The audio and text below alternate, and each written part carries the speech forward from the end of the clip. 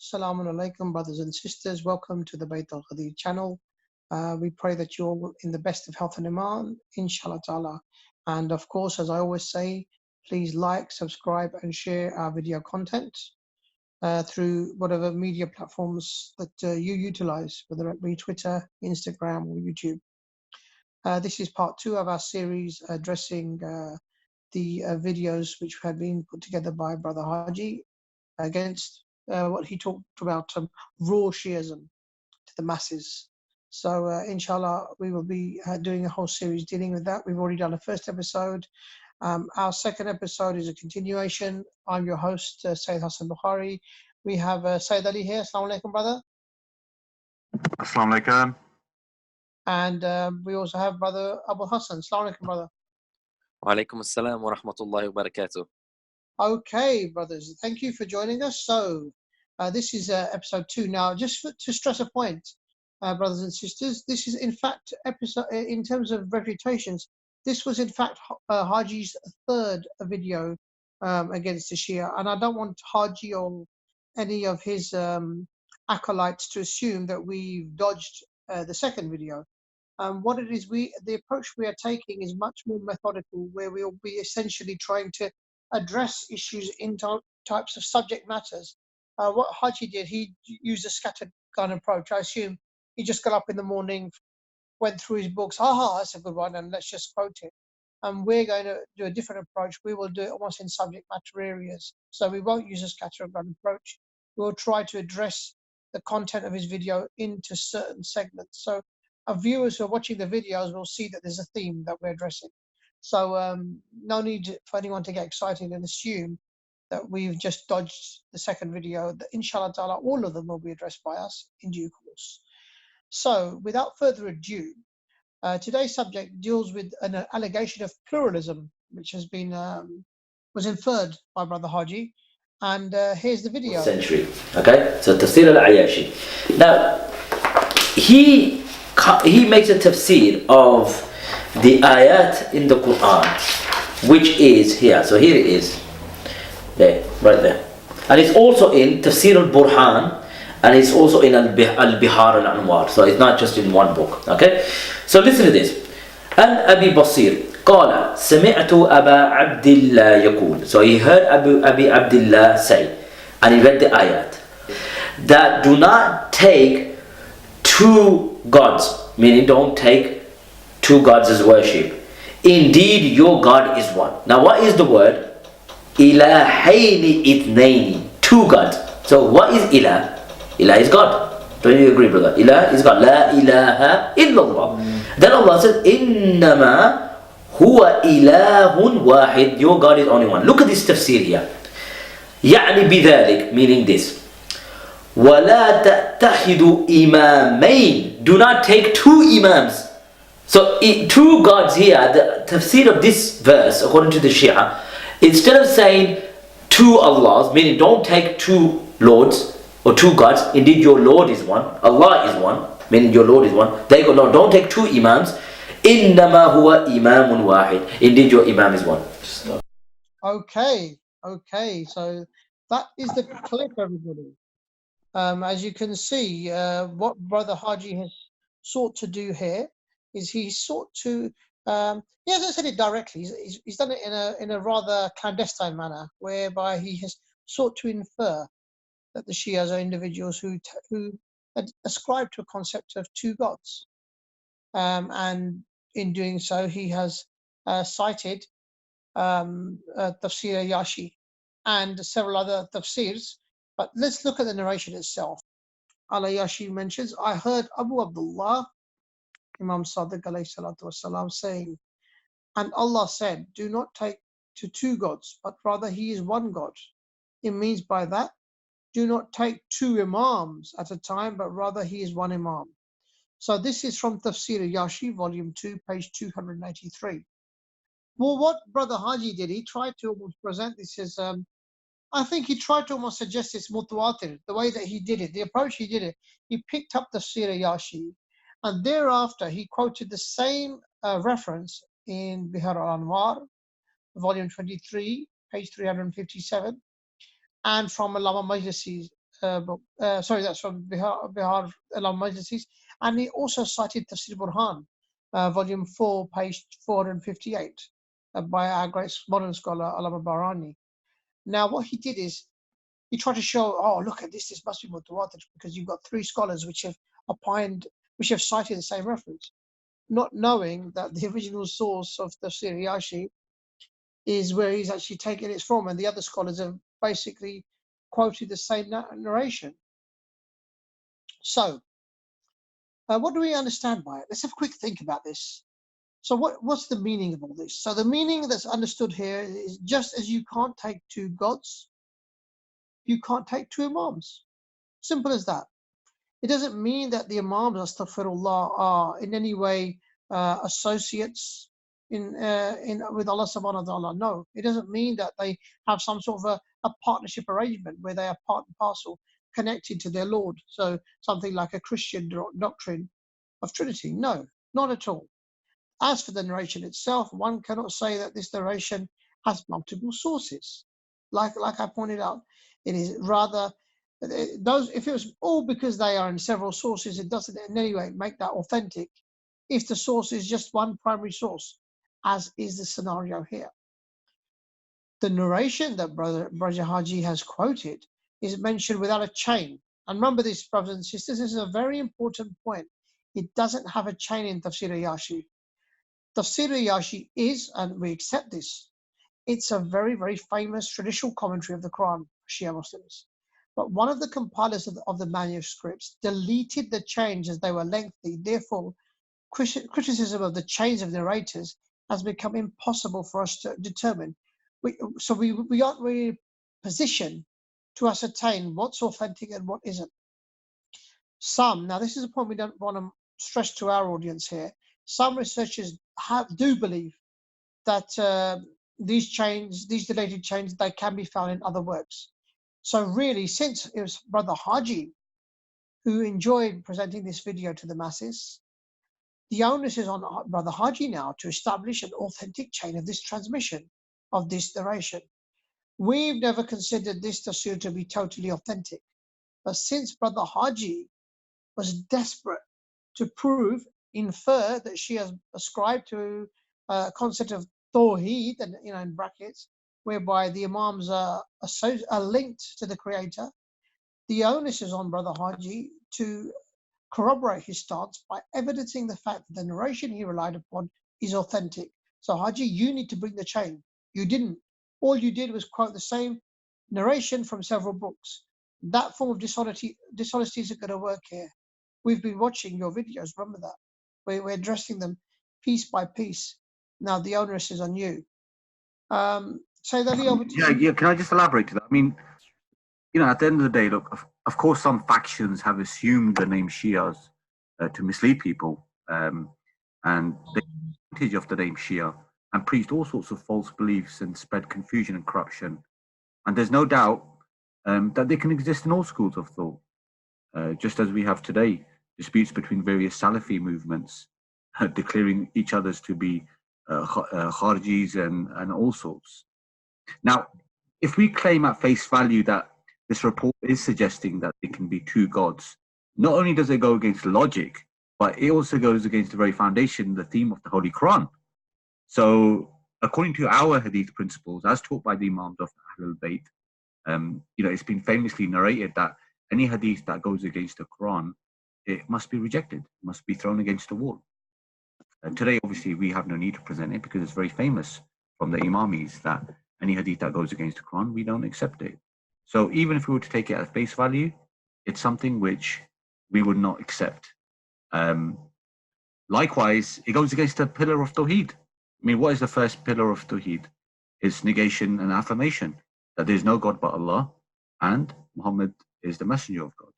So, to assume that any tradition, especially one which is chainless, can be used as proof against what's been mass transmitted by both Shias and Sunnis, and that is that there is no God but Allah.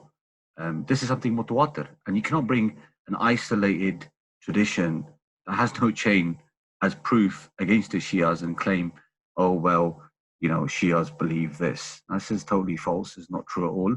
And just read up our 5 pillars of our faith, our 5 tenets of our faith. What are they? Tawheed, Adl, Nabuwat, Imamat, Qiyamah. So to claim that we Shias are trying to claim some sort of divinity for the Imams of the Ahlul Bayt alayhi Islam is totally false, and it's not. It's just not true. These are lies made by the opponents. And to be honest with you, Brother Muhammad named Safdar has said nothing new to some extent, because he's actually imitating his predecessors. It's interesting because I think Abul Hassan can actually touch on this very quickly as well. Abul Hassan, what do you have to say about this? Thank you, Sayyid Ali, and thank you, Sayyid Bukhari. Bismillah ar-Rahman ar-Rahim. Allahumma salli ala Sayyidina Muhammad wa ala ahli bayti 𝗙iyyibin al-Tahirin. Wa radallahu an ashabihi al-muttaqin, amma ba'd. Absolutely, as you guys have mentioned, that this is just another video that shows the misunderstanding he is showing to his audience and deceiving his audience about such videos. For example, when he would present a certain narration that is absolutely chainless and then attribute it to the Shia creed. And it is funny that he is actually trying to do that, because I feel like he's trying to imply that Shia somehow claim divinity for the Imams. And this is often some claims that some of the enemies of the Ahlul Bayt claim that they have against the Shia. For example, some would often claim that the Shia take Allah as God, and the Rawafid take Allah as God. And this is an absolutely false claim. If we look at Mizan al-i'tidal for al-Dhahabi, he says that the Rawafid sinners are free from saying that Imam Ali alayhi salam is Allah Azza wa Jal. And whoever reaches this level of heresy, then he is a cursed individual from the Christians' fraternity, and this is the belief of the Nusaybiyya.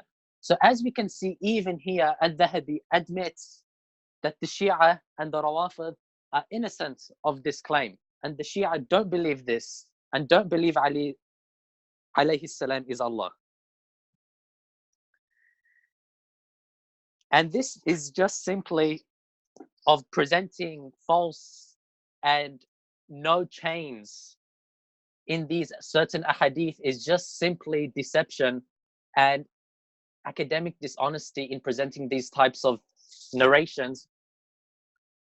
If we go to Hafiz al-Iraqi, for example, he says Imam Malik did not only place the Sahih narrations in his book, he also placed Mursal, Munqati' and Balaghat. Some of these Balaghat are chains which are unknown, as mentioned by Ibn Abdul Barr. So just to be clear, Mursal is when there's like a gap in the first generation of the chain. Munqati' means that there's sometimes no missing narrators in the chain.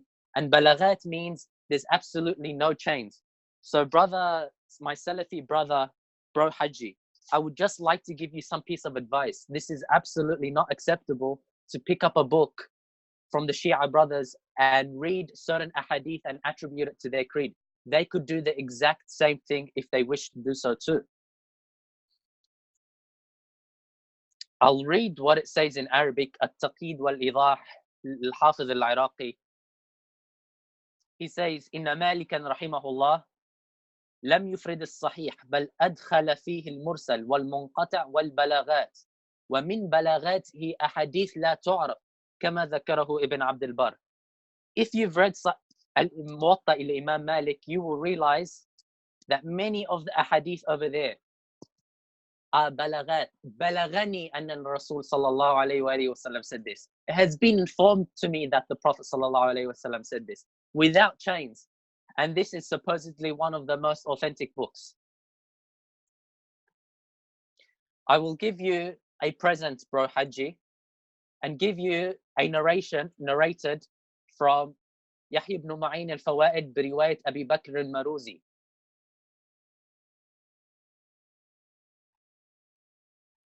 Yahya ibn Adam narrated from Israel, from Abu Ishaq, from Hubayra bin Yaryam, who said Ali alayhi salam came to us holding hazelnuts.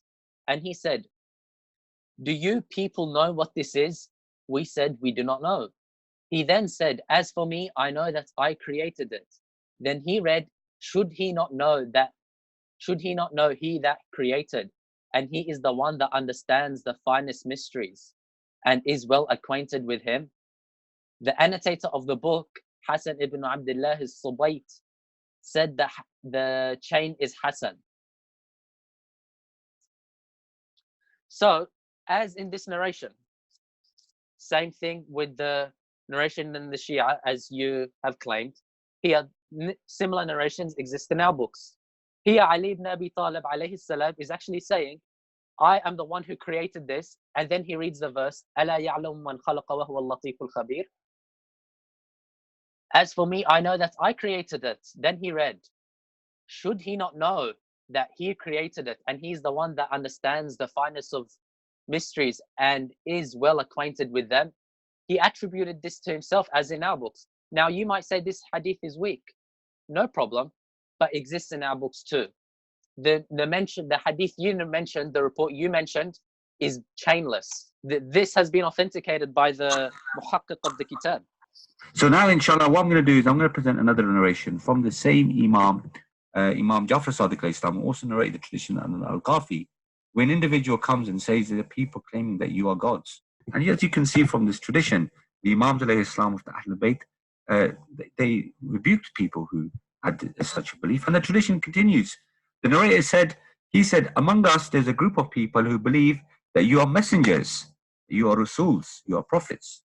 And they read from the Holy Quran, O messengers, ye of the good things and do righteousness, surely I know the things you do. Surah 23:51. And again, you can see the Imam said, O Sadir, my hearing, my sight, my skin. So you can see the Imams of the Ahlul Bayt, and I'm just going to leave it there for the viewers to go back and pause. You can see the Imams of the Ahlul Bayt alayhi salam extremely rebuke such people who even claim that there were some sort of prophets. So not only gods, they distance themselves from such people, they also distance themselves from those people who claim that they were prophets. And last but not least, let's look at the last section of the tradition. What does it say? The narrator has said that he then asked, what are you then? The Imam alayhi salam said, we are the treasurers of the knowledge of Allah. We are the translators of the commands of Allah. We are infallible people. Allah the Most High, Allah the Most Holy, the Most High, has commanded people to obey us and prohibited them to disobey us. We are the complete divine authority over all that is below the heavens and above the earth. This is from the Surah Kafi, Volume 1, page 161, Hadith number 6. And this tradition, unlike the one Brother Muhammad presented, is actually Hassan. And Allama Majlisi, the famous scholar, he has graded this tradition as being Hassan in his book Marat al-Aqul, Volume 3, page number 159. So as we can see, the Imams of the Ahlul Bayt alayhi salam, they rebuked those people who even claim such things about them. Now, as for this report in Tafsir al-Ayashi itself, it may be explained, okay? It may be explained in other ways. Now, what we as Shias believe is that Imama, and this is Brother Abul Hassan, I'm not speaking on behalf of Brother Abul Hassan, because of course, his brother is Sunni and he's going to have his position about Imama. But as a Shia Imami, a 12er, our position about Imama is that it's a position which is designated by God. And we believe the Imams of the Ahlul Bayt alayhi salam are the successors of the Holy Prophet. Now, if you notice this tradition, which I just cited from Al-Qafi, the Imam mentions that, we are people who to be obeyed. So when we obeying the Imams of the Ahlul Bayt, and this is our belief, we submit to them unconditionally, okay? Just like how we unconditionally submit to Allah subhanahu wa ta'ala and to the prophets, we submit to the Imams of the Ahlul Bayt. We obey them in every matter. Because we believe that the Imams of the Ahlul Bayt, they will never lead you astray. And that's because we believe that the Imams of the Ahlul Bayt, they are protected from sin. And it's not that the case that they cannot sin. Rather, what we believe is that they see the repercussions of the act. And it's due to the level of knowledge that they have reached, which they've inherited from the Holy Prophet, they refrain from an act, any type of sin. Such is the case when an individual was to see a pit of snakes. would you step over a pit of snakes knowing that you could fall? No, you wouldn't. So in this way, this is how the Imams of the Ahlul Bayt view sin. Now, when we read the verses of the Holy Quran that generally talk about submission, and I'm not talking about Allah subhanahu wa ta'ala, but I'm talking about submission, where, for example, Allah subhanahu wa ta'ala mentions about submitting to your parents. Yeah? So we're told to unconditionally submit to our parents. We still notice that there's a clause. For example, the clause will be unless they tell you to go against Islam. But what's interesting is that, for example, when Shias, the 12 Shias, the Imam Shias, when we cite certain verses of the Holy Quran, which talks about obedience, and in particular those verses which are reference to the Ahlul Bayt, we believe, for example, the verse of obedience, which says, "O you who believe, obey Allah, obey His Messenger, and those in authority amongst you." I'm not going to go into the technicalities that, oh well, the verse doesn't say obey those amongst you. It says obey Allah, obeys the Messenger. This is a separate discussion altogether. Even though we will touch on the fact that those in authority are necessary, according to the verse, also to be obeyed. I just want to point out the fact that the reality is, when it comes to total obedience and submission, this is something which neither the Shias or Sunnis disagree on. It's something which is it's something which is by consensus, is something which is accepted, and that is that we must obey those in authority. Of course, within Sunnism, they differ in terms of who they are. Some people say they could be the scholars. Some people could say it could be the heads of states. It can be, the military. I think 𝗙𝗢𝗧𝗑𝗧𝗏 Razi in his tafsir actually mentions who the ulul amra, those in authority, and the different views who Sunnis believe who these individuals are. But the point is that let's assume for a second that this was reference to scholars. Allah subhanahu wa ta'ala has ordered us obedience to the scholars. But what's interesting is, when we refer back to the Holy Quran, we find that Allah subhanahu wa ta'ala has actually rebuked previous nations for blindly following the scholars. For example, this verse, Surah 9:31, it says, "They have taken their scholars and monks as their lords besides Allah, and also the Messiah, the son of Mary. And they were not commanded except to worship one God.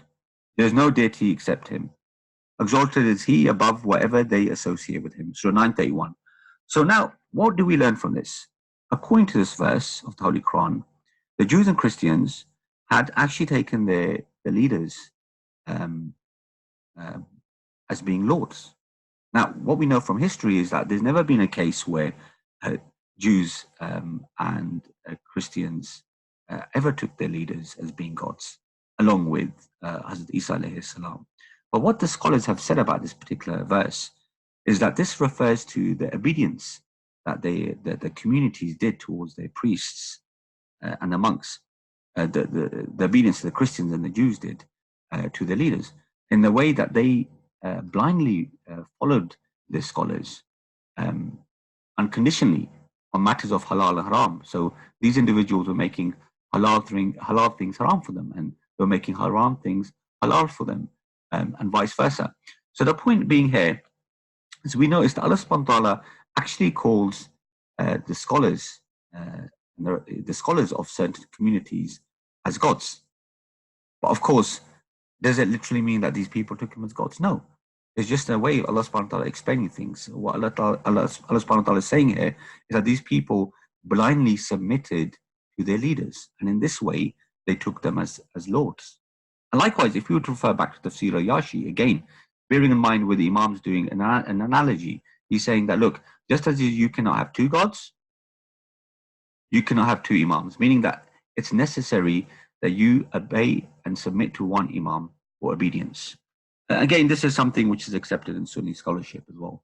Now, what's interesting is that if we come to this other verse of the Holy Quran, which I'm going to read for you, inshallah, very shortly, what we find is that the usage of the word gods can be used in a different way. Okay, so although, like, textually there can only be one God, and from a rational point of view there can only be one God, which I mentioned earlier, what we find is that Allah subhanahu wa ta'ala has actually used similar words elsewhere in the verses of the Quran. For example, Surah 45:23. O Prophet, consider the one who has taken his own desire as a god, whom God allows to stray in the face of knowledge, sealing his ears and heart and covering his eyes. Who can guide such a person after God? Will you not take heed? Surah 45:23. Now, who would say that somebody's desire is a god? Obviously, it means unconditional following of a desire. They taken them as a god, which is contrary to what Allah commands us to do. Therefore, the submission to the Imam is also connected to the obedience to Allah. So I believe that here, in terms of the actual hadith itself, or the commentary, the tafsir of this particular verse, it can be understood in reference to submission. Because when you're submitting to somebody, you are essentially also connected to God. And it's a form of worship. Not what I mean by this is, I don't mean to say that you're worshipping the person, but by submitting and obeying the Imam, who's acting on God's command, you are actually, in fact, obeying Allah subhanahu wa ta'ala. Brother Abu Hassan, I don't know if you want to touch on this. Is there anything within Sunni that relates to the obedience to the Imam with the obedience to Allah? Absolutely. There's actually a very known principle which says that طاعة الأمير من أطاعني فقد أطاع الأمير, and there's many like ahadith in our books, Sahih Muslim and many other books, that actually refer that obedience to the Prophet is obedience to the Amir, to the leader, and which is eventually obedience to Allah. If we look at the document we have here, we can see how Ibn Jarir al-Tabari understands the verse, don't take two gods, but rather he is one. And as you have mentioned as well, Sayyid Ali, that desire could be a god as well. And actually in our books, many other types of shirk there is, which is they consider, for example, showing off to be a type of shirk, for example. But in this situation, we have to obey the Imam, which is equivalent to obeying Allah. Ibn Jarir al-Tabari says, don't take two gods, but rather he is one. Allah Azza wa Jalla is telling the people, don't make partners for me, O people, and don't take two ma'buds, because when you obey someone other than me, you make a partner for me. And I have no partner, and there is only one ma'bud, and that is me. So as we can see here, that when you obey someone else, for example, in this situation, other than the Imam, then technically you are actually going other than the order of Allah. We'll skip the Arabic. 𝗡𝗢𝗧𝗏, let's see what he says in his Aqidah. And this Aqidah is the Aqidah that Ahlul Sunnah have agreed upon, supposedly, as as-Suyuti says. So, sorry, as as-Subki says, that this is the Aqidah that Ahlul Sunnah have agreed upon. He says, we do not recognize rebellion against our Imam or those in charge. And I know this topic is a topic where Haji right now is dealing with his Salafi brothers. However, we're not going to go into that. We're just going to present how obeying the Imam or the leader is actually obedience to Allah within Sunni Aqidah as well. So as we can see here, he says, we hold that obedience to them is part of obedience to Allah Azza wa Jal, the glorified, and therefore obligatory as long as they do not commit sins. We pray for their right guidance and pardon them from their wrong. This is from Al-Aqidah Tahawiyah, and it's very, very well known to anyone who knows this Aqidah.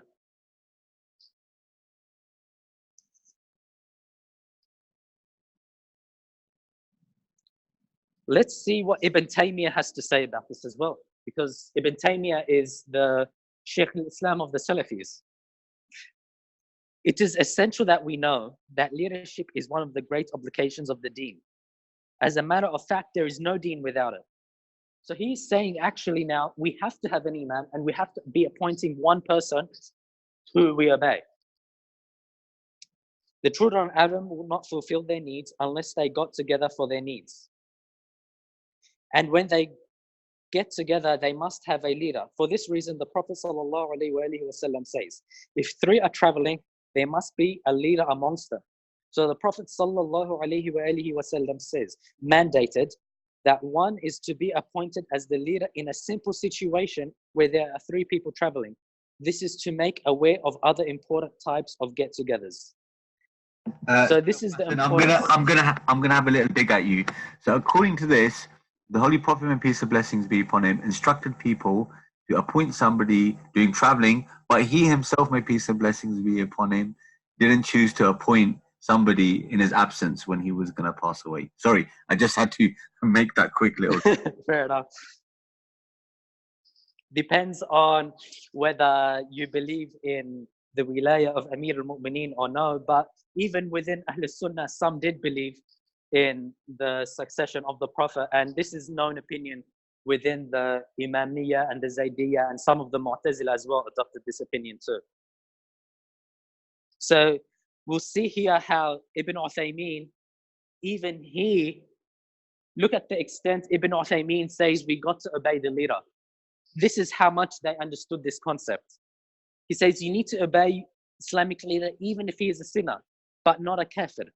If he disbelieves in a clear-cut manner, and we have evidence for this from God, we do not obey him. But if he drinks alcohol, commits adultery, or is homosexual, or kills people unrighteously, so he can be killing people unrighteously, it is still obligatory to obey him. Even if he beats you, you must remain obedient to him. So to this extent, even if he's killing people, you still must remain obedient to him, as Ibn Uthaymeen says in Sharh al-Aqeedah-𝗙-Tadmuriyya, page 466.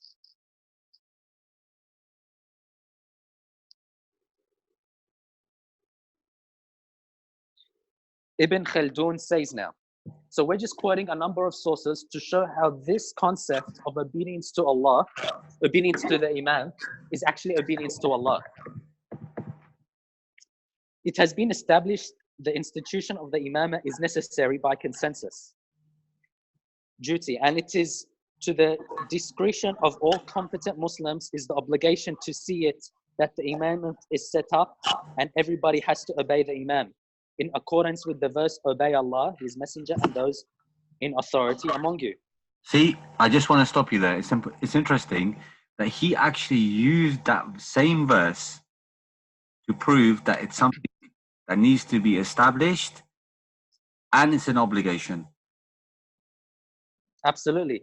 And you got to appoint one person only. Yeah. And it has to be that one Imam. It is not possible to appoint 2 men of the position of Imam at the same time. Religious scholars generally are of this opinion on the basis of certain traditions. Those traditions are found in the book on Imara, leadership, in the Sahih Muslim.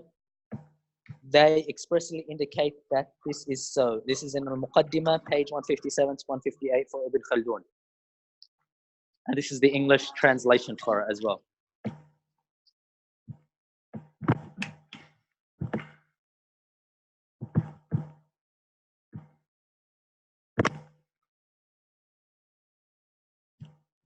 Inshallah, what I can do from here, brother, inshallah, I'll take over from here. And this is again from Sahih Muslim, and the chapter heading is called When Allegiance Has Been Sworn to 2 Khalifas.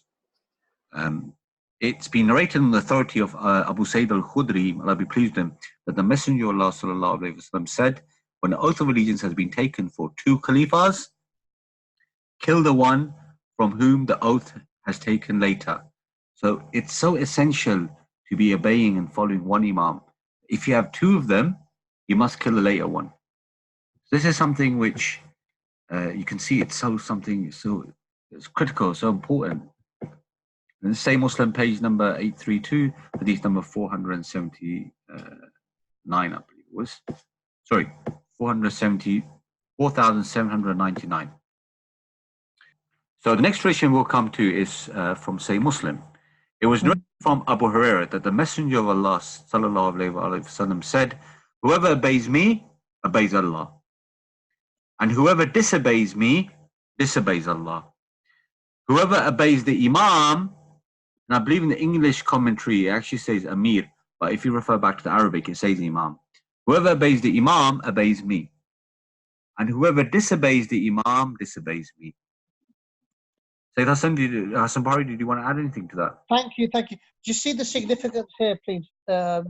viewers who are watching this program, think about it very clearly. Look at how important the status of the Imam is. That obedience to the Imam is on par with obedience to Allah and His Rasul. So disobedience is exactly the same consequence. If you disobey the Imam, you're disobeying Rasulullah and Allah subhanahu wa ta'ala. Which is hence why we have this stance when it comes to our concept of imamah. We don't believe, and obviously Brother Abul Hassan is here from Al-Sunnah side, but just to make it clear from the Shia side, obviously individuals like Brother Haji mock the doctrine of imamah being a man-made concept. But what is the issue if we believe that Allah subhanahu wa ta'ala chooses the imam, and He chooses the imam which is the best, because He is the best of planners. His choice will be the best. Allah and His Rasul make that designation. They designate the best person, and obviously when they designate the best person, obedience to that person is on par with obedience to Allah subhanahu wa ta'ala. According to Brother Muhammad Safdar, named Safdar, this would be shirk. Because how can it be obeying the Imam is on par with obeying Allah? This would be shirk according to his interpretation, right? Yeah, absolutely. If we use his kind of flawed logic. But you see what I'm saying? On the one hand, he mocks the concept of imamah and our belief in obedience to the imam. But look how significant it is in your sources. The only difference is your take is anybody can be the imam, even if he's a homosexual. And obedience to him is still obligatory. Whereas we reject such a notion. We do not believe the imam is a station that can be occupied by an individual which is a fasik or a transgressor. It has to be the best person for the job. I'm just going to wrap it up, inshallah ta'ala, Sayyid Hassan Bahri. I'm just going to read two traditions to show that how necessary it is to obey the Imam. In particular, our first Imam, Imam Ali alayhi salam. And this is again from a Sunni book, the famous Al-Mustadrak of Al-Hakim. And this is narrated from Abu Dharr, may Allah be pleased with him. And he said, the Messenger of Allah, may peace and blessings be upon him and his family, said, whoever obeys me, obeys Allah. So this is connected to the tradition in Say Muslim. Bear in mind with everything we've presented earlier from 𝗙𝗢𝗓𝗡𝗦 and from the other books and statements of noble Salafi scholars, some contemporary ones, who said that obedience to the Imam is something mandatory. Imamat, leadership, is something that it's a must, it's something that needs to be established. All in line with this particular narration. So the Holy Prophet, may peace and blessings be upon him, said, whoever obeys me obeys Allah, and he who disobeys me disobeys Allah. And whoever obeys Ali, whoever obeys Imam Ali, the Ali says, but whoever obeys Imam Ali, in fact obeys me. And whoever disobeys Ali, in fact disobeys me. And Al-Hakim has said this tradition is Sahih, but Bukhari and Muslim did not narrate it. This is from volume 3, page number 139, hadith number 461. Even if we assume we're going to start playing this game where we try to weaken this tradition according to other scholars and so forth, the matter is the principle, the basis has been established. We've already established the basis. Whether you choose to weaken this tradition, that's entirely your choice. We're not being unfair. We've presented Al-Hakim's grading to this. Whether other scholars try to weaken or not, that's not really how Sayyid Ali, I just add a point as well, that the meaning of this hadith is also in hadith al-muwala. Man kuntu mawla fa'ali mawla. Because remember that they say that this hadith actually means that it's just talking about like love and obedience and things like that. Okay, fine then. We'll take it to their understanding. Of course, so, I think there's also a tradition, and I believe it's either in Bukhari or Muslim, where the Holy Prophet, may peace and blessings be upon him, said that you will not, you can only be righteous if you take the Prophet, may peace and blessings be upon him. If you love the Holy Prophet, may peace and blessings be upon him, more than yourself. Here, the scholars have even interpreted this particular tradition to say, here the love means to accept to being your leader and to be in his obedience. So yes, even if we were to assume the traditional Mawla, the hadith, the famous hadith of Ghadir, it does tie into this particular narration as well, without doubt. And this is from... I'm just going to finish off with one last narration. This is for sure. Adrak, volume 3, page number 133, hadith number 4624. Al-Hakim has authenticated the report.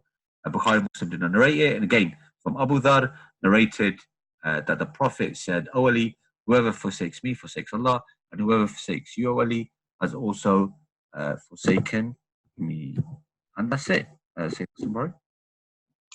Thank you very much, both brothers, for your very, very valuable contributions this evening. There we are, Brother Haji. Brother Haji, you need to stop this approach where you think you're being very clever by quoting narrations from several sources, from several books which have the same source, and from not looking into the chain. That is the height of dishonesty, as we've proven today. So, if you want to try to be clever, and you want to be brave enough, and you want to address what we've said, address it point by point. The rebuttal that you need to present to us is you need to evidence the authenticity of the narration of Ayyashi. So the onus is on you, because you started this mockery, suggesting that inferring that we believe in more than one God, which is a complete nonsense. So we've addressed this point clearly, that the actual reference is to the same way that you can't have two gods, you can't have two imams. And in all honesty, that's not an issue. That's logical, and it also concurs with the works of Al-Sunnah wal Jama'ah, which say you can only have one God. You can only have one imam at one time. If you have a second imam, he has to be executed. So what's the issue?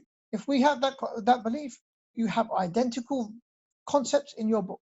The only difference, and then our concept of imamate in terms of the obedience is it links to those that Allah subhanahu wa ta'ala has appointed, and we have also shown you authentic narrations where Rasulullah sallallahu alaihi wasallam has made it clear that obedience to Mawla Ali alayhi salam and Rasul is on par with Rasul and Allah subhanahu wa ta'ala. Again, what is the issue? Why don't you look at your own books? So Brother Haji, please stop this dishonesty. Be upfront. Use a correct approach. If you're going to address Shia works, do it in an honest approach. Comedy hour doesn't work.